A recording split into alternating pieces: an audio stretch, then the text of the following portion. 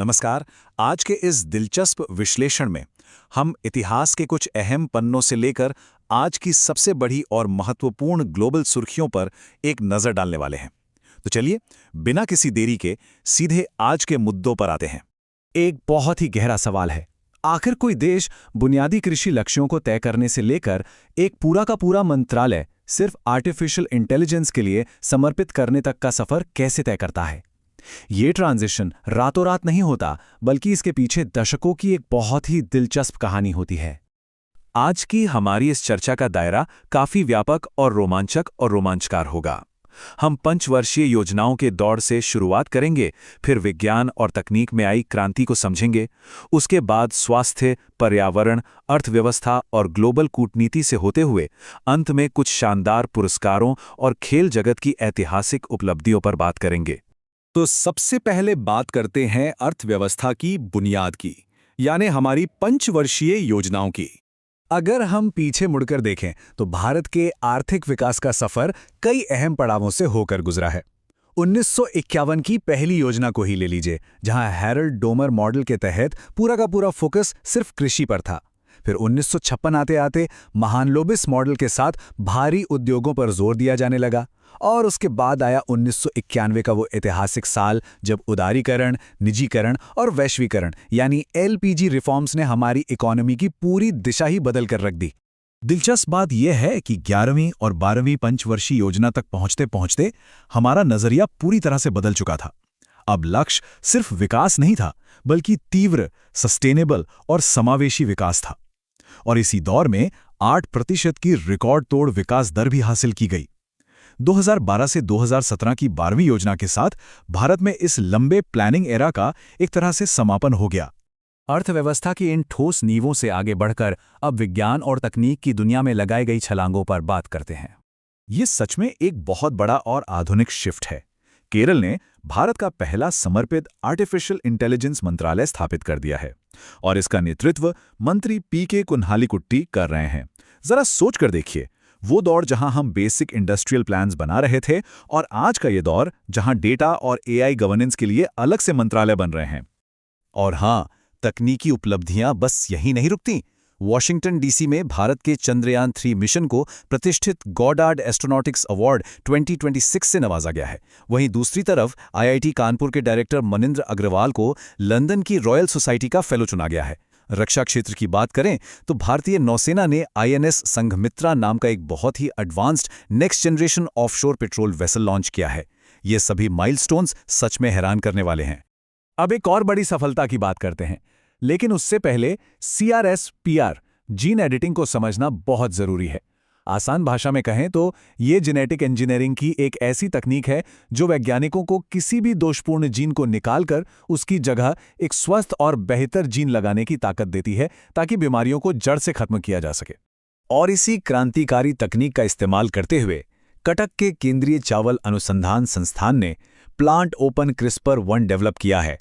यह फसलों के लिए दुनिया का पहला AI संचालित जीन एडिटर है।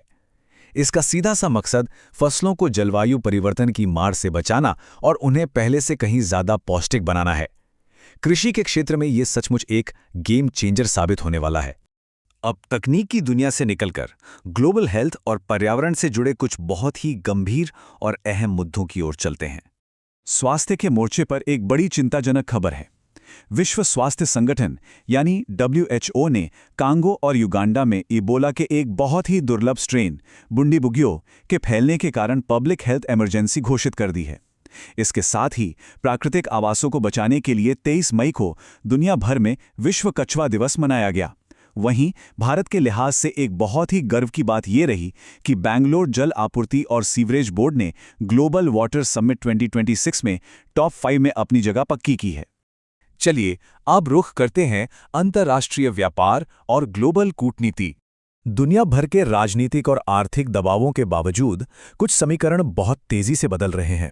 अब वेनेजुएला को ही देख लीजिए, जो अप्रत्याशित रूप से भारत का तीसरा सबसे बड़ा तेल आपूर्तिकर्ता बन गया है, और हमारे ठीक पड़ोस में भारत अब बांग्लादेश का दूसरा सबसे बड़ा व्यापारिक भागीदार बन चुका है। ये आंकड़े साफ बताते हैं कि ग्लोबल ट्रेड डायनेमिक्स कितनी तेजी से इवॉल्व हो रहे हैं।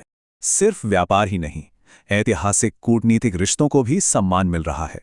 दक्षिण कोरिया के इमजिंग पार्क में रक्षा मंत्री राजनाथ सिंह ने एक भारतीय युद्ध स्मारक का उद्घाटन किया है।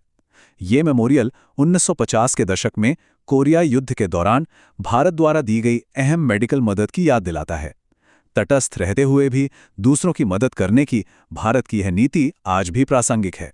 इसी के साथ फाइनेंस की दुनिया से एक बहुत ही नया और दिलचस्प कॉन्सेप्ट सामने आया है, एक्सचेंज ट्रेडेड वेदर डेरिवेटिव्स। दरअसल ये ऐसे फाइनेंशियल कॉन्ट्रैक्ट्स हैं जो बदलते और अप्रत्याशित मौसम के कारण होने वाले भारी नुकसान से व्यवसायों को बचाने के लिए एक बीमा की तरह काम करते हैं। तो सवाल ये है कि आखिर ये काम कैसे करता है। रेन मुंबई कॉन्ट्रैक्ट का ही उदाहरण लेते हैं। सबसे पहले व्यवसाय या किसान इस सेबी अप्रूव्ड कॉन्ट्रैक्ट को खरीदते हैं। इसके बाद मुंबई में होने वाली वास्तविक बारिश के डेटा को औसत अनुमानों से मिलाकर ट्रैक किया जाता है। अब मान लीजिए बारिश बहुत ज्यादा हो गई या बिल्कुल नहीं हुई, तो ऐसे में वित्तीय नुकसान की भरपाई के लिए एक ऑटोमेटिक पे आउट ट्रिगर हो जाता है। जोखिम कम करने का ये एक बहुत ही स्मार्ट और आधुनिक तरीका है। अंत में बात करते हैं कुछ शानदार पुरस्कारों और खेल जगत में रचे गए नए इतिहास की।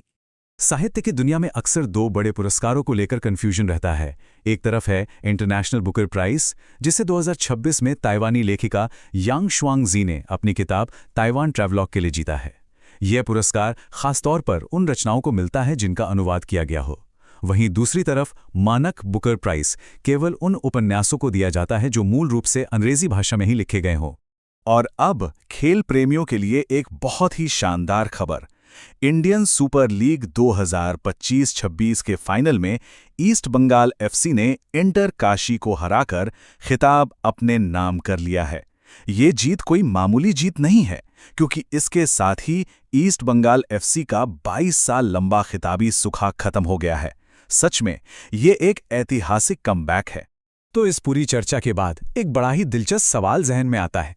हाल ही में कर्नाटक में 12वीं शताब्दी का एक प्राचीन वीरगल्लू स्मारक पत्थर खोजा गया है।